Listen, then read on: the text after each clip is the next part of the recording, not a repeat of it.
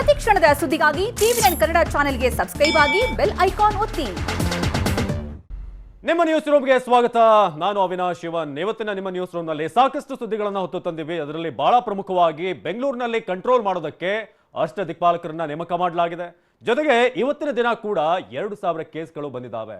ಇದೆಲ್ಲದಕ್ಕಿಂತ ಮೀರಿದ್ದು ಸಾವಿನ ಸಂಖ್ಯೆ ಬಹಳ ಹೆಚ್ಚಾಗ್ತಿದೆ. ಇದರ ಕಾರಣ ಏನು, ಇದೆಲ್ಲದರ ಬಗ್ಗೆ ಕೂಡ ನಾವು ನೋಡ್ತಾ ಹೋಗೋಣ. ಜೊತೆಗೆ ಏನು ಈ ಟಾಪ್ ಲಿಸ್ಟ್ ಮಾಡಿದೆ ಕೇಂದ್ರ, ಅದರಲ್ಲಿ ಈಗ ಭಾರತದ ಲಿಸ್ಟ್ನಲ್ಲಿ ಬೆಂಗಳೂರು ಕೂಡ ಸ್ಥಾನವನ್ನು ಪಡ್ಕೊಂಡಿದೆ.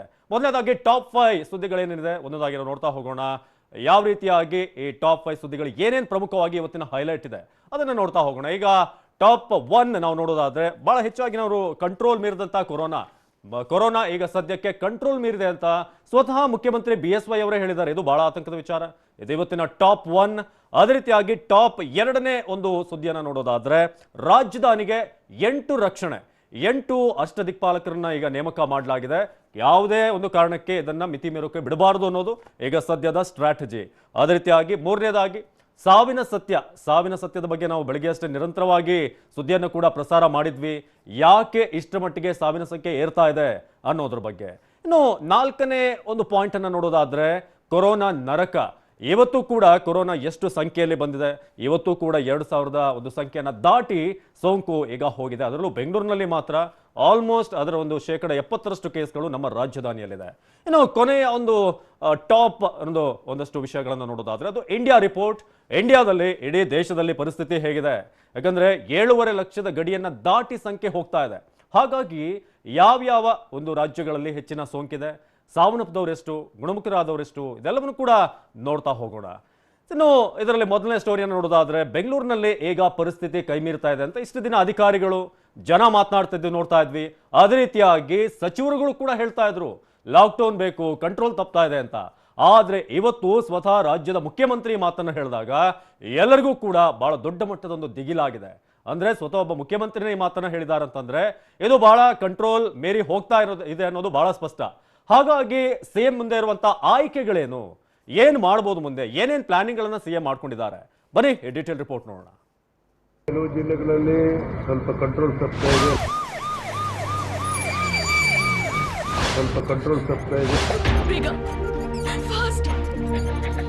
ಕೋವಿಡ್ ಸದ್ಯ ಸರ್ಕಾರದ ಕೈತಪ್ಪಿ ಹೋಗ್ತಾ ಇದೆ. ನಿಯಂತ್ರಣ ಮಾಡುವಂಥದ್ದು ಸಾಧ್ಯ ಆಗ್ತಾ ಇಲ್ಲ. ಜಿಲ್ಲಾಧಿಕಾರಿಗಳು ಹಗಲು ಕೆಲಸ ಮಾಡ್ತಾ ಇದ್ದಾರೆ. ಜನತೆ ವಿಶ್ವಾಸವನ್ನು ಕಳೆದುಕೊಳ್ಬಾರ್ದು. ಓ ಮೈ ಗಾಡ್, ಬೆಂಗಳೂರಿನಲ್ಲಿ ತೀವ್ರಗತಿಯಲ್ಲಿ ಹೆಚ್ಚುತ್ತಾ ಇರುವಂತ come let's go and C the patient. Hurry up doctor, ಬೆಂಗಳೂರಿನಿಂದ ದಯಮಾಡಿ ಹಳ್ಳಿಗಳಿಗೆ ಹೋಗಬೇಕು. ಇನ್ನು ಅನೇಕ ತಿಂಗಳು ಈ ಸಮಸ್ಯೆಯನ್ನು ಎದುರಿಸಬೇಕಾಗುತ್ತೆ. ಬೆಂಗಳೂರೇ ಬೇಡ.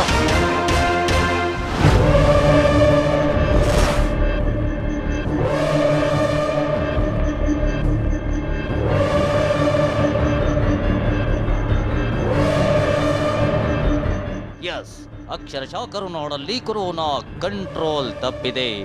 ಇದನ್ನ ಬೇರೆ ಯಾರೋ ಹೇಳ್ತಿಲ್ಲ, ಸ್ವತಃ ರಾಜ್ಯದ ಮುಖ್ಯಮಂತ್ರಿ BS ಯಡಿಯೂರಪ್ಪನವರೇ ತುಂಬಾ ಆತಂಕದಿಂದ, ಅಂಜಿಕೆಯಿಂದ, ಭೀತಿಯಿಂದ, ಮುಂದೇನೋ ಹೇಗೆ ಅನ್ನೋ ದುಗುಡದಿಂದಲೇ ಸ್ಪಷ್ಟಪಡಿಸಿದ್ದಾರೆ. ನೋಡಿ, ಕೆಲವು ಜಿಲ್ಲೆಗಳಲ್ಲಿ ಸ್ವಲ್ಪ ಕಂಟ್ರೋಲ್ ತಪ್ತಾ ಇದೆ. ಬರೀ ಇಷ್ಟೇ ಹೇಳಿಲ್ಲ, ಈ ಮಹಾಮಾರಿ ಕೊರೋನಾ ಇನ್ನು ಹಲವಾರು ತಿಂಗಳು ಹೀಗೆ ಇರುತ್ತೆ ಅನ್ನೋ ಮಾತನ್ನು ಸಿಎಂ BSY ಹೇಳಿದ್ದಾರೆ.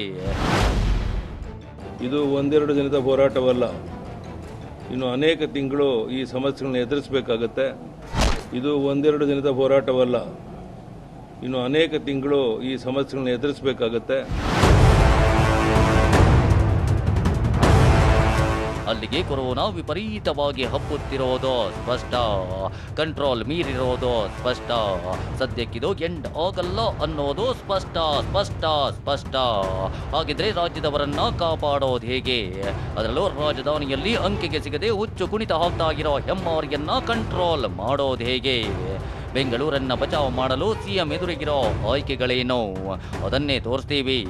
ಆದ್ರೆ ಅದಕ್ಕೂ ಮೊದಲು ಬೆಚ್ಚಿ ಬೀಳಿಸೋ ಅಂಕಿ ಅಂಶಗಳನ್ನ ಒಮ್ಮೆ ನೋಡಿ, ಯಾಕಂದ್ರೆ ಈ ಏರ್ತಿರೋ ಅಂಕಿ ಸಂಖ್ಯೆಗಳೇ ಸಿಎಂ ದಿಗಿಲಿಗೆ ಕಾರಣವಾಗಿರೋದು. ರಾಜ್ಯದಲ್ಲಿಂದು 2282 ಮಂದಿಗೆ ಕೊರೋನಾ ಅಟ್ಯಾಕ್. ಬೆಂಗಳೂರಿನಲ್ಲಿ 1373 ಮಂದಿಗೆ ವಕ್ಕರಿಸಿದೆ ವೈರಸ್.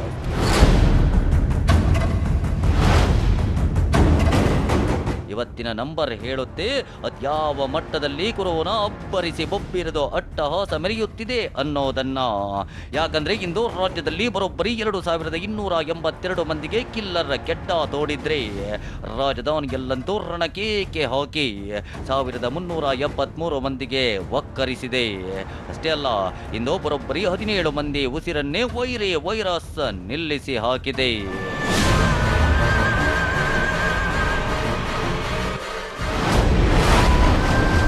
ಕರುನಾಡಿಗೆ ಕೊರೋನಾದಿಂದ ಮಹಾಗಂಡಾಂತರ ಫಿಕ್ಸ್. ಅಂದಾಜಿಗೆ ಸಿಗದೆ ಅಟ್ಟಹಾಸ ಮೆರೆಯುತ್ತಿರುವ ಮಹಾಮಾರಿ.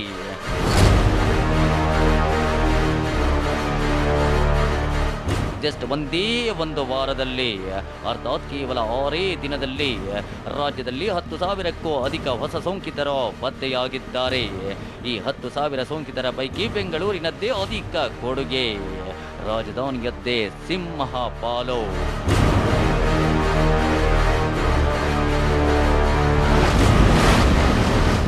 ಯಾಕಂದ್ರೆ ಜುಲೈ 3ರಂದು ರಾಜ್ಯದಲ್ಲಿ ಒಟ್ಟು 1694 ಸೋಂಕಿತರು ಪತ್ತೆಯಾದರೆ ಬೆಂಗಳೂರಿನಲ್ಲೇ ಬರೋಬ್ಬರಿ 994 ಮಂದಿ ಕಿಲ್ಲರ್ ಕೆಡ್ಡಾಗೆ ಬಿದ್ದಿದ್ದಾರೆ. ಜುಲೈ 4ರಂದು ರಾಜ್ಯದಲ್ಲಿ ಬರೋಬ್ಬರಿ 1839 ಹೊಸ ಕೇಸ್ ಪತ್ತೆಯಾದರೆ ಕೇವಲ ಬೆಂಗಳೂರಿನಲ್ಲಿ 1172 ಮಂದಿಗೆ ಹೆಮ್ಮಾರಿ ಒಕ್ಕರಿಸಿದೆ. ಇನ್ನು ಜುಲೈ 5ರಂದು ಬರೋಬ್ಬರಿ 1925 ಪಾಸಿಟಿವ್ ಕೇಸ್ ಬಂದಿದ್ದು, ಈ ಪೈಕಿ 1235 ಕೇಸ್ ರಾಜಧಾನಿಯಲ್ಲೇ ಹುಟ್ಟಿವೆ. ಇನ್ನು ಜುಲೈ 6ರಂದು ರಾಜ್ಯದಲ್ಲಿ ಒಟ್ಟು 1843 ಕೇಸ್ ಬಂದಿದ್ರೆ ಈ ಪೈಕಿ 981 ಕೇಸ್ ಬೆಂಗಳೂರಿನಲ್ಲೇ ಬಂದಿವೆ. ಇನ್ನು ಜುಲೈ 7ರಂದು 1498 ಹೊಸ ಕೇಸ್ ಬಂದಿದ್ವು. ಇದರಲ್ಲಿ ಬರೋಬ್ಬರಿ 800 ಪಾಸಿಟಿವ್ ಕೇಸ್ ಬೆಂಗಳೂರು ಖಾತೆಗೆ ಸೇರಿದ್ವು. ಇನ್ನು ನಿನ್ನೆ ಅಂದ್ರೆ ಜುಲೈ 8ರಂದು ಕೊರೋನಾ ರಾಜ್ಯದಲ್ಲಿ ತನ್ನೆಲ್ಲ ದಾಖಲೆ ಅಳಿಸಿ ಹಾಕಿ 2000 ಗಡಿ ದಾಟಿತ್ತು. ನಿನ್ನೆ ಒಟ್ಟು 2062 ಪಾಸಿಟಿವ್ ಕೇಸ್ ದಾಖಲಾಗಿದ್ವು. ಈ ಪೈಕಿ ಬೆಂಗಳೂರಿನಲ್ಲಿ ಬರೋಬ್ಬರಿ 1148 ಹೊಸ ಕೇಸ್ ಪತ್ತೆಯಾಗಿದ್ವು. ಅಲ್ಲಿಗೆ ನಿನ್ನೆಯವರೆಗಿನ ಲೆಕ್ಕಾಚಾರದ ಪ್ರಕಾರ ಕೇವಲ 6 ದಿನದಲ್ಲಿ ರಾಜ್ಯದಲ್ಲಿ ಬರೋಬ್ಬರಿ 10,861 ಕೇಸ್ ಬಂದಿದೆ. ಇದರಲ್ಲಿ ಬೆಂಗಳೂರಿನ ಪಾಲು ಬರೋಬ್ಬರಿ 6,330 ಆಗಿದೆ.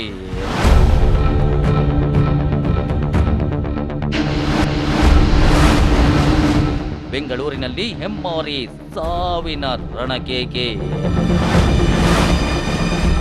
ರಾಜಧಾನಿ ಪಾಲಿಗೆ ಡೆಡ್ಲಿ ಆಯ್ತೋ ಜುಲೈ.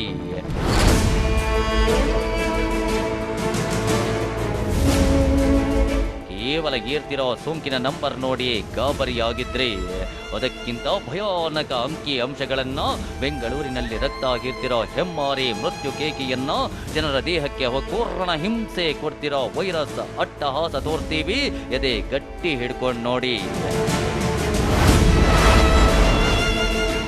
ಅಂದಹಾಗೆ ಬೆಂಗಳೂರಿನಲ್ಲಿ ಏಪ್ರಿಲ್ ತಿಂಗಳಲ್ಲಿ ಕೊರೋನಾಗೆ ಬಲಿಯಾದವರ ಸಂಖ್ಯೆ 6 ಆಗಿತ್ತು. ಅಂತೆಯೇ ಇಡೀ ಮೇ ತಿಂಗಳಲ್ಲಿ ಕೊರೋನಾಗೆ ಬಲಿಯಾದವರು 4 ಮಂದಿ. ಆದರೆ ಕಳೆದ ಜೂನ್ ತಿಂಗಳಲ್ಲಿ ಕೊರೋನಾಗೆ ಜೀವ ಬಿಟ್ಟವರ ಸಂಖ್ಯೆ ಬರೋಬ್ಬರಿ 85 ಮಂದಿ. ಇದಕ್ಕೂ ಭಯಾನಕ ಅಂದ್ರೆ ಜೂನ್ ಆರಂಭದಿಂದ ಹಿಡಿದು ಜುಲೈ 8ರವರೆಗೆ ಬೆಂಗಳೂರಿನಲ್ಲಿ ಕೊರೋನಾಗೆ ಕೊರಳೊಡ್ಡಿದವರ ಸಂಖ್ಯೆ ಬರೋಬ್ಬರಿ 106.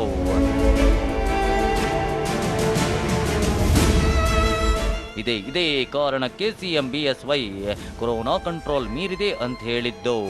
ಇದೇ ಕಾರಣಕ್ಕೆ ಇನ್ನೂ ಹಲವಾರು ತಿಂಗಳು ಕೊರೋನಾ ಇದ್ದೇ ಇರುತ್ತೆ ಅನ್ನೋ ಆತಂಕವನ್ನ ಸಿಎಂ ಹೊರಹಾಕಿದ್ದು. ಇದೇ ಭೀತಿಯಲ್ಲೇ ಸರ್ಕಾರ ಮುಂದಿನ ಸಿದ್ಧತೆ ಮಾಡ್ತಿರೋದು.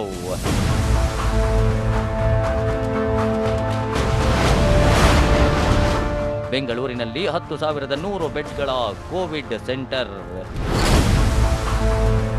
ಎಸ್, ಬೆಂಗಳೂರಿನಲ್ಲಿ ಕೊರೋನಾ ವಿಪರೀತವಾಗಿ ಹಬ್ಬುತ್ತಿರುವುದರಿಂದ ಮುಂಜಾಗ್ರತಾ ಕ್ರಮವಾಗಿ ರಾಜಧಾನಿಯಲ್ಲಿ 10,100 ಬೆಡ್ ಇರೋ ಕೋವಿಡ್ ಕೇರ್ ಸೆಂಟರ್ ಮಾಡಲಾಗಿದೆ. ಇಲ್ಲಿ ಲಕ್ಷಣವಿಲ್ಲದೆ ಇರೋ ಹಾಗೂ ಸೋಂಕಿನ ಕಡಿಮೆ ಲಕ್ಷಣ ಆಗಿರೋ ರೋಗಿಗಳಿಗೆ ಚಿಕಿತ್ಸೆ ಕೊಡಿಸಲು ಚಿಂತಿಸಲಾಗಿದೆ.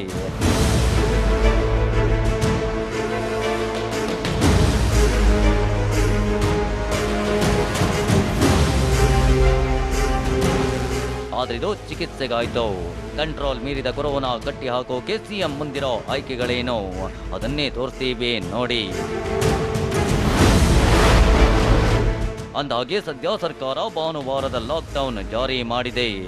ಈ ಭಾನುವಾರದ ಲಾಕ್ಡೌನ್ ಅನ್ನ ಮತ್ತಷ್ಟು ವಿಸ್ತಾರ ಮಾಡಬೇಕಿದೆ. ಅಂದ್ರೆ ಶನಿವಾರ ಭಾನುವಾರ ವೀಕೆಂಡ್ ಲಾಕ್ಡೌನ್ ಮಾಡಬಹುದು. ಈಗಾಗಲೇ ಈ ಬಗ್ಗೆ ಬೆಂಗಳೂರಿನ ಕಾರ್ಪೊರೇಟರ್ಗಳು ಕೂಡ ಸಿಎಂಗೆ ಸಲಹೆ ಕೊಟ್ಟಿದ್ದಾರೆ. ಇನ್ನು ಕೊರೋನಾ ಕಂಟ್ರೋಲ್ಗೆ ಬರುವುದನ್ನ ಗಮನಿಸಿ ವೀಕೆಂಡ್ ಲಾಕ್ಡೌನ್ ಅನ್ನ ವಿಸ್ತರಿಸಿ ಹಾಫ್ ಲಾಕ್ಡೌನ್ ಮಾಡಬೇಕು. ಇದರ ಜೊತೆಗೆ ಜನಜಂಗುಳಿ ಸೇರುವಂತ ಮಾರ್ಕೆಟ್, ಹೋಟೆಲ್, ಹೋಲ್ಸೇಲ್ ಮಾರ್ಕೆಟ್ಗಳನ್ನ ಕ್ಲೋಸ್ ಮಾಡಬೇಕು ಅನ್ನೋದು ತಜ್ಞರ ಅಭಿಪ್ರಾಯವಾಗಿದೆ. ಇನ್ನು ಬಂದ್ ಜೊತೆಗೆ ಜನರಿಗೆ ಅವಶ್ಯಕತೆ ವಸ್ತುಗಳನ್ನ ಮನೆ ಬಾಗಿಲಿಗೆ ತಲುಪಿಸುವ ವ್ಯವಸ್ಥೆ ಆದ್ರೆ ಜನರು ಕೂಡ ಮನೆ ಬಿಟ್ಟು ಹೊರಗೆ ಬರೋದು ತಪ್ಪುತ್ತೆ.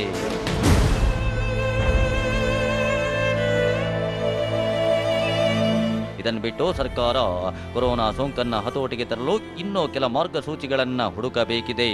ಹಾಗಾದಾಗ ಮಾತ್ರವೇ ಬೆಂಗಳೂರು ಬಚಾವ್ ಆಗೋಕೆ ಸಾಧ್ಯ.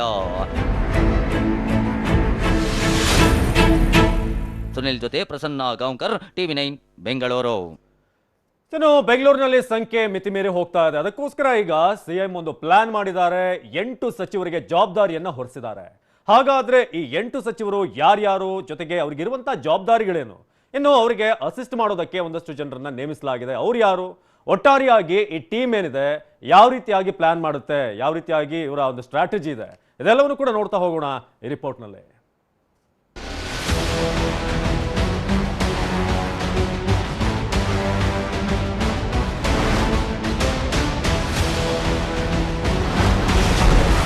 ಅಬ್ಬರಿಸುತ್ತಿರೋ ಕೊರೋನಾ ಕಟ್ಟಿ ಹಾಕಲು ಆಕ್ಷನ್ ಪ್ಲಾನ್.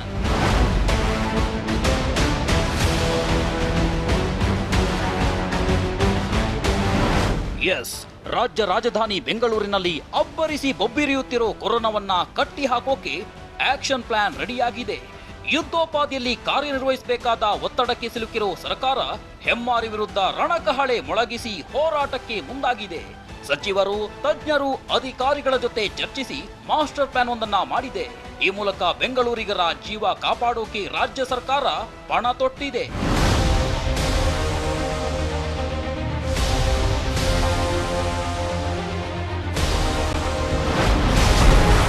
ಪ್ರತಿ ಏರಿಯಾ, ಗಲ್ಲಿ ಗಲ್ಲಿಗಳ ಮೇಲೂ ಹದ್ದಿನ ಕಣ್ಣು. ನಿಜ, ಕೊರೋನಾ ವಿರುದ್ಧ ಆಕ್ಷನ್ ಪ್ಲಾನ್ ರೆಡಿ ಮಾಡಿರೋ ರಾಜ್ಯ ಸರ್ಕಾರ ಬೆಂಗಳೂರಿನ ಪ್ರತಿ ಏರಿಯಾ, ಗಲ್ಲಿ ಗಲ್ಲಿಗಳ ಮೇಲೂ ಹದ್ದಿನ ಕಣ್ಣಿಡೋಕೆ ನಿರ್ಧರಿಸಿದೆ. ಇದಕ್ಕೆ ಬೇಕಾದ ಸಕಲ ತಯಾರಿಗಳನ್ನ ಸರ್ಕಾರ ನಡೆಸ್ತಿದೆ. ಅಷ್ಟಕ್ಕೂ ಬೆಂಗಳೂರಿಗರನ್ನ ಕಾಪಾಡೋಕೆ ಬಿಎಸ್ವೈ ಸರ್ಕಾರ ಮಾಡಿರೋ ಆಕ್ಷನ್ ಪ್ಲಾನ್ ಏನು ಅನ್ನೋದನ್ನ ತೋರಿಸ್ತೀವಿ ನೋಡಿ.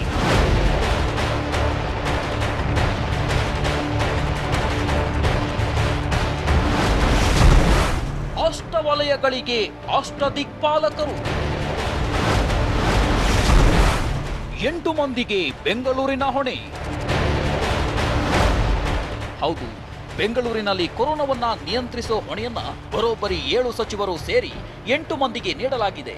ನಗರದ 8 ವಲಯಗಳಿಗೆ ಅಷ್ಟ ದಿಕ್ಪಾಲಕರಂತೆ 8 ಮಂದಿಯನ್ನ ನಿಯೋಜಿಸಲಾಗಿದೆ. ಅಷ್ಟಕ್ಕೂ ಆ 8 ಮಂದಿ ಯಾರಲ್ಲಂತ ನೋಡೋದಾದ್ರೆ,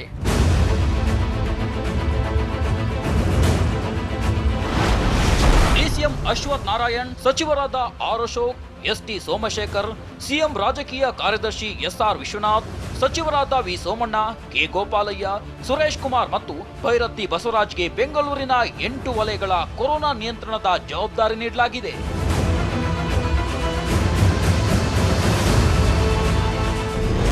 ಸಿಟಿನಲ್ಲಿ ಒಂದಷ್ಟು ಝೋನ್ಗಳನ್ನು ಮಾಡಿ ಸನ್ಮಾನ್ಯ ಮುಖ್ಯಮಂತ್ರಿಗಳು ಅಲ್ಲಿಗೆ ಒಬ್ಬೊಬ್ಬರು ಮಂತ್ರಿಗಳನ್ನ ಇವತ್ತು ಇನ್ಚಾರ್ಜ್ ಆಗಿ ನೇಮಿಸಿದ್ದಾರೆ. ಮಧ್ಯಾಹ್ನ ಒಂದು ಸಭೆ ಮಾಡಿ ಆ ಬಗ್ಗೆ ಅದರ ಪೂರ್ಣ ವಿವರನ ಅವ್ರು ಕೊಡ್ತಾರೆ.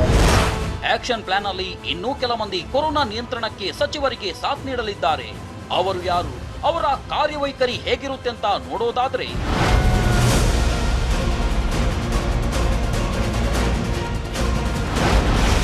ಎಂಟು ವಲಯ ಮಾಡಿ ಮೈಕ್ರೋ ಲೆವೆಲ್ ತಂಡಗಳ ರಚನೆ ಮಾಡಲಾಗಿದೆ.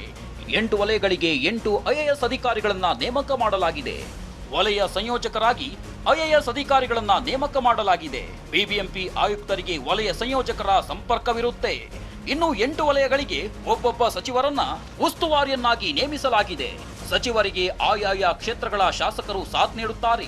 ಶಾಸಕರ ಜೊತೆ ಕಾರ್ಪೊರೇಟರ್ಗಳು ಕೋಆರ್ಡಿನೇಷನ್ ಮಾಡ್ತಾರೆ. ವಲಯ ಸಂಯೋಜಕರು ಉಸ್ತುವಾರಿ ಸಚಿವರಿಗೆ ಮಾಹಿತಿ ನೀಡ್ತಾರೆ. ತಕ್ಷಣದ ಮಾಹಿತಿಯನ್ನ ಬಿಬಿಎಂಪಿ ಅಧಿಕಾರಿಗಳು ಒದಗಿಸಬೇಕು. ಸಚಿವರಿಗೆ ವಲಯ ಸಂಯೋಜಕ ಅಧಿಕಾರಿಗಳಿಗೆ ಮಾಹಿತಿ ನೀಡಬೇಕು. ಇನ್ನು ಹೆಚ್ಚು ಕೇಸ್ಗಳಿರೋ ವಲಯದಲ್ಲಿ ಜನಸಂದಣಿ ನಿಯಂತ್ರಿಸೋದು ಕೂಡ ಆಯಾ ವಲಯಗಳ ಸಚಿವರ ಜವಾಬ್ದಾರಿಯಾಗಿರುತ್ತೆ. ಇವೆಲ್ಲದರ ನಡುವೆ ಸ್ವಯಂ ಸೇವಕರನ್ನ ಕೂಡ ಬಳಸಲು ಪ್ಲಾನ್ ಮಾಡಲಾಗಿದೆ. ಮನೆ ಮನೆಗೆ ಸ್ವಯಂ ಸೇವಕರನ್ನ ಕಳಿಸಿ ಅರಿವು ಮೂಡಿಸೋದು, ಆಶಾ ಕಾರ್ಯಕರ್ತೆಯರನ್ನ ಸಮರ್ಥವಾಗಿ ಬಳಸಿಕೊಳ್ಳೋಕೆ ಸರ್ಕಾರ ಪ್ಲಾನ್ ಮಾಡಿದೆ. ಒಟ್ನಲ್ಲಿ ಬೆಂಗಳೂರಿನಲ್ಲಿ ಹೆಮ್ಮಾರಿ ನಿಯಂತ್ರಣಕ್ಕೆ ಸರ್ಕಾರ ಆಕ್ಷನ್ ಪ್ಲಾನ್ ಒಂದನ್ನ ರೆಡಿ ಮಾಡಿದ್ದು, ಎಷ್ಟರ ಮಟ್ಟಿಗೆ ಇದು ವರ್ಕೌಟ್ ಆಗುತ್ತೋ ಕಾದು ನೋಡಬೇಕಿದೆ. ಪ್ರಸನ್ನ ಗಾಂವ್ಕರ್, TV9 ಬೆಂಗಳೂರು. ಒಂದ್ ಕಡೆ ಬೆಂಗಳೂರಿನಲ್ಲಿ ಸಾವಿನ ಸಂಖ್ಯೆ, ಸೋಂಕಿತರ ಸಂಖ್ಯೆ ಹೆಚ್ಚಾಗ್ತಿದೆ. ಅದರ ನಡುವೆ ಕೇಂದ್ರ ಸರ್ಕಾರ ಒಂದು ಆಘಾತಕಾರಿ ಸುದ್ದಿಯನ್ನ ಕೊಟ್ಟಿದೆ. ಅಂದ್ರೆ ಇಡೀ ದೇಶದಲ್ಲಿ ಡೇಂಜರಸ್ ಆಗಿರುವಂತಹ 32 ಜಿಲ್ಲೆಗಳ ಪೈಕಿ ಬೆಂಗಳೂರು ಮತ್ತು ಬೀದರ್ ಕೂಡ ಇದೆ. ಅದರಲ್ಲಿ ಈ ರಿಪೋರ್ಟ್ ಹೇಳುವಂತಹ ಪ್ರಕಾರ ದೇಶದಲ್ಲಿ 86ರಷ್ಟು ಕೇಸ್ಗಳು 6 ರಾಜ್ಯಗಳಲ್ಲಿದೆ. ಹಾಗಾದ್ರೆ ಏನಿದು ಸಾವಿನ ಹಿಂದಿರುವಂತಹ ಸತ್ಯ ಏನು? ಯಾಕೆ ಇಷ್ಟು ಮಟ್ಟಿಗೆ ಸಾವು ನೋವುಗಳಾಗ್ತಿದೆ? ಅದರಲ್ಲೂ ಬೆಂಗಳೂರು ಮತ್ತು ಬೀದರ್ ಯಾಕೆ ಈ ಲಿಸ್ಟ್ ನಲ್ಲಿ ಬಂತು? ಇದರ ಬಗ್ಗೆ ನೋಡೋಣ ಈ ರಿಪೋರ್ಟ್ನಲ್ಲಿ.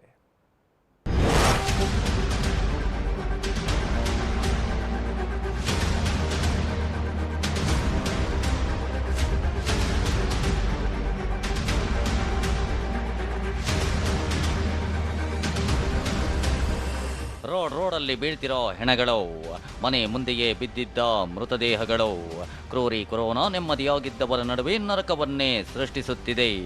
ಭಯಾನಕ ಸ್ಥಿತಿಗೆ ತಲುಪಿರುವ ಬೆಂಗಳೂರು ಅಕ್ಷರಶಃ ಒದ್ದಾಡ್ತಿದೆ. ಹೀಗಿರುವಾಗ ಕೇಂದ್ರ ಸರ್ಕಾರ ಆಘಾತಕಾರಿ ಸುದ್ದಿಯೊಂದನ್ನ ಹೊರಹಾಕಿದೆ. ಬೆಂಗಳೂರು ಬರೀ ಭಯಾನಕವಲ್ಲ, ಡೇಂಜರ್ ಜಿಲ್ಲೆ ಅಂತ ಎಚ್ಚರಿಸಿದೆ.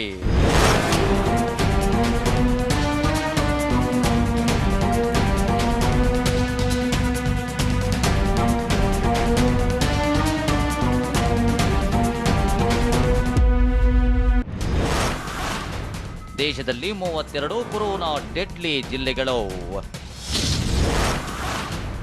ಬೆಂಗಳೂರು, ಬೀದರ್ ಡೇಂಜರ್.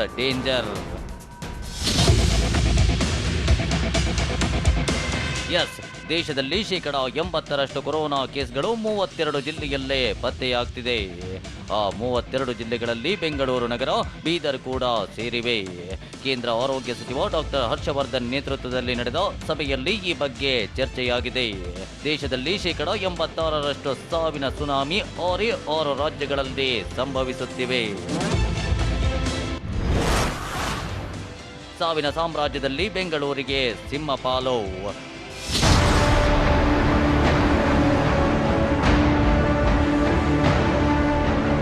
ರಾಜ್ಯದಲ್ಲಿ ಕೊರೋನಾ ಸಾವಿನ ಸುನಾಮಿಯಲ್ಲಿ ಬೆಂಗಳೂರೇ ಸಿಂಹಪಾಲು ಪಡೆದಿದೆ. ಬೆಂಗಳೂರಿಗೆ ಇಂತಹ ಸ್ಥಿತಿ ಯಾಕೆ ಬಂತು? ಕೊರೋನಾ ಕಂಟ್ರೋಲ್ ತಪ್ಪಿದ್ದಲ್ಲಿ? ಕೇಸ್ ಹೆಚ್ಚಾಗ್ತಿದ್ರು ಸಾವು ಕಮ್ಮಿ ಇದೆ ಅಂತ ಯಾಮಾರಿದ್ದೇ ತಪ್ಪಾಯ್ತಾ? ಅಸಲಿ ಕಾರಣವೇನು ಅಂತ ಕೆದಕ್ತಾ ಹೋದ್ರೆ ಸಾವಿನ 3 ಸತ್ಯಗಳು ಬಯಲಾಗ್ತಾವೆ.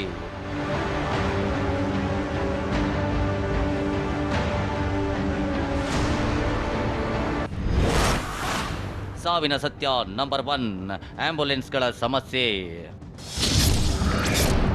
ನಂಬರ್ 1 ಸಾವಿನ ಸತ್ಯವೆಂದರೆ ಆಂಬ್ಯುಲೆನ್ಸ್ಗಳ ಸಮಸ್ಯೆ.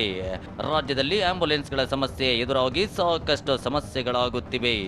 ಕೊರೋನಾ ಸೋಂಕಿತರು ಹೆಚ್ಚಾಗ್ತಿದ್ರೆ ಆಂಬ್ಯುಲೆನ್ಸ್ಗಳು ಮಾತ್ರ ಬೆರಳೆಣಿಕೆಯಷ್ಟಿವೆ. ಆಂಬ್ಯುಲೆನ್ಸ್ಗಳು ಸರಿಯಾದ ಸಮಯಕ್ಕೆ ಸಿಗದ ಕಾರಣ ಸಾಯೋರ ಸಂಖ್ಯೆ ಹೆಚ್ಚಾಗಿದೆ.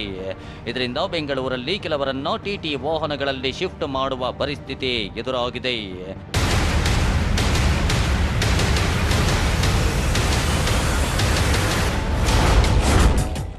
ಸಾವಿನ ಸತ್ಯ ನಂಬರ್ 2, ಇತರೆ ರೋಗಿಗಳ ಪರದಾಟ. ಸಾವಿನ ಸತ್ಯ ನಂಬರ್ 2 ಅಂದರೆ ಕೋಮಾರ್ಬಿಡಿಟಿಯವರಿಗೆ ಚಿಕಿತ್ಸೆ ಸಿಗದಿರೋದು. ಕೋಮಾರ್ಬಿಡಿಟಿ ಅಂದರೆ ಇತರೆ ರೋಗಿಗಳಿಗೆ ಸಕಾಲಕ್ಕೆ ಚಿಕಿತ್ಸೆ ಸಿಗದಿರೋದು. ಕೊರೋನಾ ಸೋಂಕಿನ ಭಯದಿಂದಾಗಿ ಇತರೆ ಸಾಮಾನ್ಯ ರೋಗಿಗಳಿಗೆ ಚಿಕಿತ್ಸೆ ನೀಡಲು ನಿರಾಕರಿಸಲಾಗ್ತಿದೆ. ಇತರೆ ಕಾಯಿಲೆಗಳಿಂದ ಬಳಲುವ ರೋಗಿಗಳನ್ನು ಆಸ್ಪತ್ರೆಗೆ ಸೇರಿಸಿಕೊಳ್ಳಲು ವೈದ್ಯರು, ಸಿಬ್ಬಂದಿಗಳು ಒಪ್ಪಿಲ್ಲ. ಹೀಗಾಗಿ ಇತರೆ ರೋಗಿಗಳ ಸಾವು ಸಂಭವಿಸುತ್ತಿದೆ.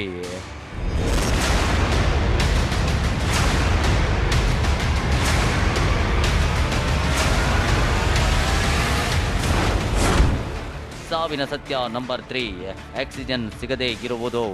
ಸರಿಯಾದ ಸಮಯಕ್ಕೆ ಆಕ್ಸಿಜನ್ ಸಿಗದೇ ಇರುವುದು 3ನೇ ಸಾವಿನ ಸತ್ಯ. ಮಧುಮೇಹ, ಅಸ್ತಮಾ, COPD, ರಕ್ತದೊತ್ತಡ, ಕಿಡ್ನಿ ಸಮಸ್ಯೆಯಿಂದ ಬಳಲುತ್ತಿರುವ ರೋಗಿಗಳಿಗೆ ತಕ್ಷಣವೇ ಚಿಕಿತ್ಸೆ ನೀಡಬೇಕು. ಲಿವರ್ ಸಮಸ್ಯೆ, ಹೃದಯ ಸಂಬಂಧಿ ಕಾಯಿಲೆ ಇರುವವರಿಗೆ ಕೂಡಲೇ ಆಕ್ಸಿಜನ್ ವ್ಯವಸ್ಥೆ ಮಾಡಬೇಕಾಗುತ್ತೆ. ಆದರೆ ಇಂಥ ಕಾಯಿಲೆ ಇರೋ ರೋಗಿಗಳಿಗೆ ಆಕ್ಸಿಜನ್ ಟೈಮ್ಗೆ ಸಿಗ್ತಿಲ್ಲ. ಚಿಕಿತ್ಸೆಗಾಗಿ ಆಸ್ಪತ್ರೆಗಳಿಗೆ ಹೋದರೆ ಒಳಗಡೆಯೇ ಸೇರಿಸಿಕೊಳ್ಳುತ್ತಿಲ್ಲ. ಸಮಯಕ್ಕೆ ಸರಿಯಾಗಿ ಆಕ್ಸಿಜನ್ ಸಿಗದೆ ಸಾಯುವವರ ಸಂಖ್ಯೆ ಹೆಚ್ಚಳವಾಗ್ತಿದೆ.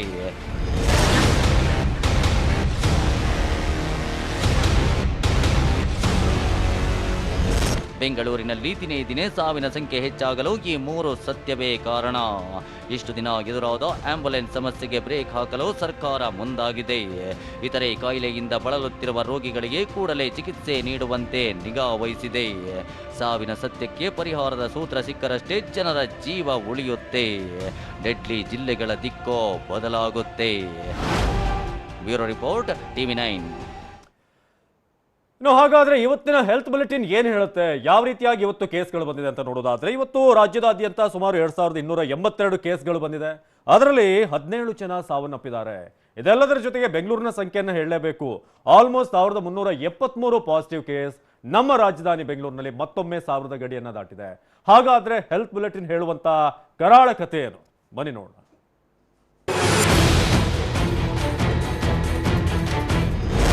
ನಿನ್ನೆ ದಾಖಲೆ ಒಡಿ ಮತ್ತೆ ಕೊರೋನಾ ಆರ್ಭಟ. ಇದು ಒಂದೆರಡು ದಿನದ ಹೋರಾಟವಲ್ಲ, ಇನ್ನು ಅನೇಕ ತಿಂಗಳು ಈ ಸಮಸ್ಯೆಗಳನ್ನು ಎದುರಿಸಬೇಕಾಗತ್ತೆ. ರಾಜ್ಯದಲ್ಲಿಂದು 2228 ಮಂದಿಗೆ ವೈರಸ್ ಅಟ್ಯಾಕ್. ಬೀದರ್ ಜಿಲ್ಲೆಯಲ್ಲಿ ಈಗಾಗಲೇ 49 ಜನ ಕೊರೋನಾ ಸೋಂಕಿನಿಂದಲೂ ಕೂಡ ಈಗ ಮೃತಪಟ್ಟಿರುವಂಥದ್ದು. ಹೆಮ್ಮಾರಿ ಏಟಿಗೆ 17 ಮಂದಿ ಕೊನೆ ಉಸಿರು. ಬೆಂಗಳೂರಿನಲ್ಲೇ 1373 ಜನರಿಗೆ ಪಾಸಿಟಿವ್. ಶಾಕ್, ಮತ್ತೆ ಶಾಕ್. ಒಂದೂರಲ್ಲ, ಒಂದು ಕೇರಿಯಲ್ಲ, ಒಂದು ಹಳ್ಳಿಯಲ್ಲ, ಒಂದು ನಗರವೂ ಅಲ್ಲ, ರಾಜ್ಯದ ಉದ್ದಗಲಕ್ಕೂ ಕೊರೋನಾ ಹೊಡೆತ ಕೊಟ್ಟಿದೆ. ದಾರಿಯಲ್ಲೂ ನಿಂತು ದಿಕ್ಕೆಡಿಸಿದೆ. 1000 ಗಡಿ ದಾಟಿದ್ದ ಮಹಾಮಾರಿ ನಿನ್ನೆ 2000ವನ್ನು ಮೀರಿ ಏಟು ಕೊಟ್ಟಿತ್ತು. ಒಂದೇ ದಿನ 50ಕ್ಕೂ ಹೆಚ್ಚು ಜನರ ಕೊಂದು ಕೇಕೆ ಹಾಕಿತ್ತು. ಇವತ್ತು ನಿನ್ನೆಯ ಲೆಕ್ಕವನ್ನು ಅಳಿಸಿ ಹಾಕಿ ಅಟ್ಟಹಾಸ ಮೆರೆದಿದೆ. ಬರೋಬ್ಬರಿ 2228 ಮಂದಿಗೆ ಹೊಕ್ಕು ಗುಟುರು ಹಾಕಿದೆ.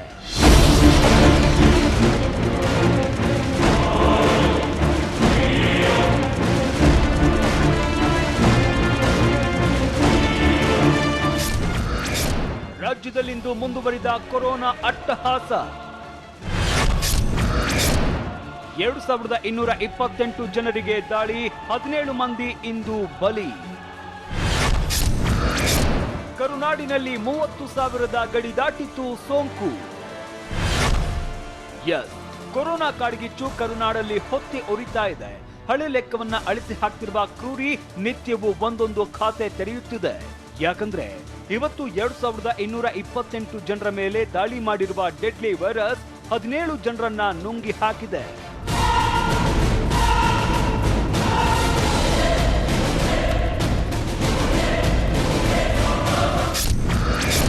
ಬೆಂಗಳೂರಲ್ಲಿ ಒಂದೇ ದಿನ 1373 ಜನರಿಗೆ ಅಟ್ಯಾಕ್.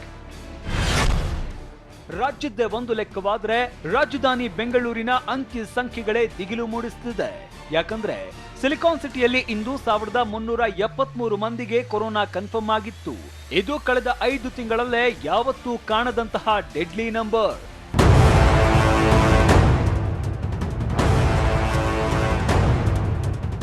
ಒಟ್ನಲ್ಲಿ ನೋಡ್ತಾ ಇದ್ದಂತೆ ಕೊರೋನಾ ರಾಜ್ಯದಲ್ಲಿ 30,000 ಗಡಿ ದಾಟಿದೆ. ಈ ಮೂಲಕ ರಾಜ್ಯದ ನರನಾಡಿಗೂ ಸೋಂಕು ಹಬ್ಬಿದಂತೆ ಕಾಣ್ತಿದೆ. Bureau report, TV9. ಇದು ರಾಜ್ಯದ ಕಥೆ ಆಯಿತು. ಇನ್ನು ದೇಶದಲ್ಲಿ 6 ರಾಜ್ಯಗಳಲ್ಲಿ ಪರಿಸ್ಥಿತಿ ಕೈಮೀರಿ ಹೋಗಿದೆ. ಯಾವುದು ಆ ಡೆಡ್ಲಿ ರಾಜ್ಯಗಳು ನೋಡೋಣ. ನಾವು ಇಡೀ ದೇಶದಲ್ಲಿ ಕೆಲವೊಂದಷ್ಟು ರಾಜ್ಯಗಳ ಪರಿಸ್ಥಿತಿಯ ಬಗ್ಗೆ ಮಾತನಾಡ್ತಾ ಇದ್ವಿ. ಏನಿದೆ ಅಲ್ಲಿ, ಎಷ್ಟು ಮಟ್ಟಿಗೆ ಡೆಡ್ಲಿ ಆಗಿ ವೈರಸ್ ಅಲ್ಲಿ ವ್ಯಾಪಿಸ್ತಾ ಇದೆ ಅಂತ. ಹಾಗಾದ್ರೆ ಆ 6 ಡೆಡ್ಲಿ ರಾಜ್ಯಗಳೇನು, ಅಲ್ಲಿ ಪರಿಸ್ಥಿತಿ ಹೇಗಿದೆ, ಬನ್ನಿ ನೋಡೋಣ.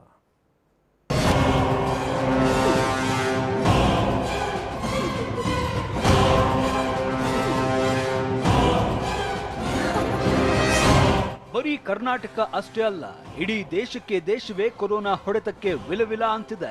ಕಿಲ್ಲರ್ ವೈರಸ್ನ ಡೆಡ್ಲಿ ದಾಳಿಗೆ ಎಲ್ಲ ರಾಜ್ಯಗಳು ಕಂಗಾಲಾಗಿ ಹೋಗಿವೆ. ಸೋಂಕಿನ ಭಯಾನಕ ಸುಳಿಯಿಂದ ಬಚಾವಾಗಲು ಶಕ್ತಿ ಮೀರಿ ಹೋರಾಟ ನಡೆಸಿವೆ. ಆದರೆ ಕ್ರೂರಿ ಕೊರೋನಾ ಮಾತ್ರ ಕಂಟ್ರೋಲ್ಗೆ ಸಿಗದಂತೆ ಶರವೇಗದಲ್ಲಿ ಮುನ್ನುಗ್ಗುತ್ತಿದೆ.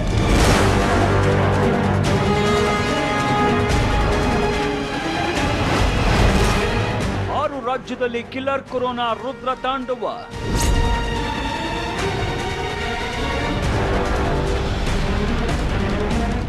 ಎಸ್, ಯಮನಂತೆ ಕಾಡುತ್ತಿರುವ ವೈರಸ್ ದೇಶದ 6 ರಾಜ್ಯಗಳನ್ನ ತಂಡ ಹೊಡೆಸಿಬಿಟ್ಟಿದೆ. ದೆಹಲಿ, ಮಹಾರಾಷ್ಟ್ರ, ತಮಿಳುನಾಡು, ಕರ್ನಾಟಕ ಮತ್ತು ಉತ್ತರ ಪ್ರದೇಶ ರಾಜ್ಯಗಳು ಪತರಗುಟ್ಟಿ ಹೋಗಿವೆ. ಇದೇ ರಾಜ್ಯಗಳು ಈಗ ಇಡೀ ದೇಶಕ್ಕೆ ಕಂಟಕವಾಗಿ ಪರಿಣಮಿಸಿದೆ. ನಿತ್ಯ ರಾಕೆಟ್ನಂತೆ ಏರ್ತಾ ಇರುವ ಸೋಂಕಿತರ ಸಂಖ್ಯೆ ದೇಶಕ್ಕೆ ಬಹುದೊಡ್ಡ ಗಂಡಾಂತರ ತರುವ ಎಲ್ಲ ಮುನ್ಸೂಚನೆ ನೀಡಿದೆ. ಕಳೆದ 4-5 ದಿನದಲ್ಲಿ ಪತ್ತೆಯಾದ ಸೋಂಕಿತರ ಸಂಖ್ಯೆನೇ ಈ ಕರಾಳ ಭವಿಷ್ಯ ನುಡಿಯುತ್ತಿದೆ. ಅಷ್ಟಕ್ಕೂ ದೇಶದಲ್ಲಿ ಕಳೆದ 4 ದಿನದಲ್ಲಿ ಪತ್ತೆಯಾದ ಕೇಸ್ಗಳು ಎಷ್ಟು ಅಂತ ತೋರಿಸ್ತೀವಿ ನೋಡಿ. ಜುಲೈ 4ರಂದು ಭಾರತದಲ್ಲಿ 24,015 ಜನರ ಮೇಲೆ ಕಿಲ್ಲರ್ ಡೆಡ್ಲಿ ದಾಳಿ ಮಾಡಿದೆ. ಜುಲೈ 5ರಂದು 23,932 ಜನರಿಗೆ ಕಿಲ್ಲರ್ ಕುತ್ತು ತಂದಿದೆ. ಅಲ್ಲದೆ ಜುಲೈ 6ರಂದು 22,510 ಮಂದಿಯ ಮೈಗೆ ಮಹಾಮಾರಿ ಅಂಟಿಕೊಂಡಿದೆ. ಇದರ ಜೊತೆಗೆ ಜುಲೈ 7ರಂದು 23,135 ಜನರಿಗೆ ಸೋಂಕು ಬಲೆ ಬೀಸಿದ್ರೆ, ಜುಲೈ 8ರಂದು 25,571 ಜನರನ್ನ ಕೊರೋನಾ ಬಲೆಗೆ ಕೆಡವಿದೆ. ಸದ್ಯ ದೇಶದಲ್ಲಿ ಕೊರೋನಾ ಸೋಂಕಿತರ ಸಂಖ್ಯೆ 7,71,833 ತಲುಪಿದ್ದು 21,174 ಜನರ ಉಸಿರು ನಿಲ್ಲಿಸಿದೆ.